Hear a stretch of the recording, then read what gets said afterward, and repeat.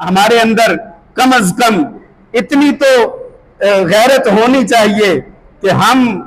चंद लुकमों के लिए अपनी बेइज्जती ना करवाएं, चंद लुकमों के लिए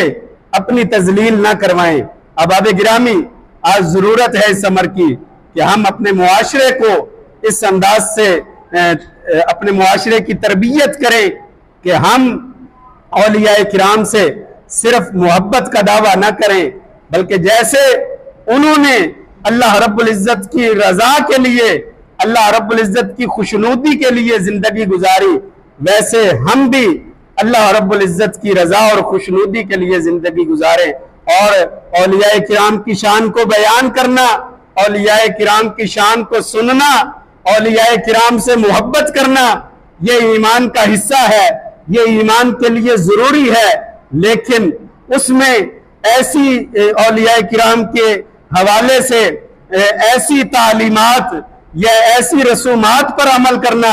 जिसका कुरान और हदीस से कोई ताल्लुक नहीं, या ऐसी बातें करना जिसका कुरान और हदीस से कोई ताल्लुक नहीं, इसकी कतई इस्लाम इजाजत नहीं देता और ना ही इसका ताल्लुक औलिया किराम के साथ है। कोई भी ऐसी बात जिसको औलिया की तरफ मंसूब किया जाए, दीन इस्लाम के खिलाफ हो, उसका औलिया किराम से कोई ताल्लुक नहीं। कोई भी ऐसी बात जिसको हुजूर के सहाबा की तरफ मंसूब किया जाए लेकिन कुरान और हदीस से उसका कोई ताल्लुक ना हो, तो सहाबा के साथ उसका कोई ताल्लुक नहीं। इसी तरह हुजूर की आल के साथ कोई ऐसी बात मंसूब की जाए, चाहे वो वाकयात के अंदाज में हो या अशार के जरिए हो,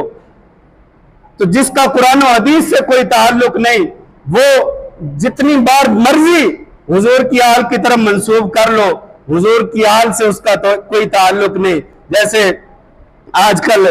कुछ शेर पढ़े जा रहे हैं, कल भी स्पीकर में शेर पढ़ा जा रहा था कि अल्लाह हर शय बनाई अली अली करके, माअज़ल्लाह अल्लाह रब्बुल इज्जत की तरफ ऐसी बातें मंसूब की जा रही हैं।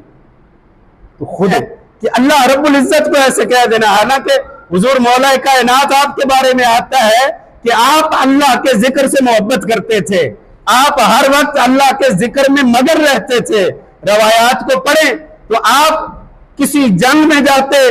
दुश्मन से लड़ रहे होते, मुसल्ले पर होते, कहीं भी होते, आप हर वक्त अल्लाह रब्बुल इज्जत के जिक्र में मगन रहते थे।